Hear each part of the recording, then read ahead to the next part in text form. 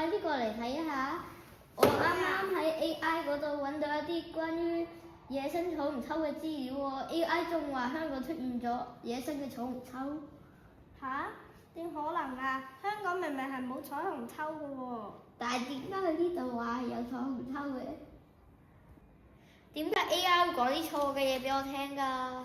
因為 AI 其實好似一個小朋友咁樣㗎咋，人哋上傳乜嘢上去，佢就會跟住咁學，就好似呢隻甲蟲咁，嗰啲人佢攞一啲喺鋪頭買嘅甲蟲，然後再喺呢度俾嗰啲 AI 睇，咁 AI 係分配唔到乜嘢係真嘅，乜嘢係假㗎，所以佢就以為係香港嘅。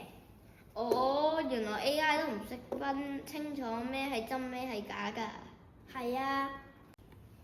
咁我哋依家影啲相俾 AI 學習下咩叫做正確嘅秋虹蟲啦。好啊！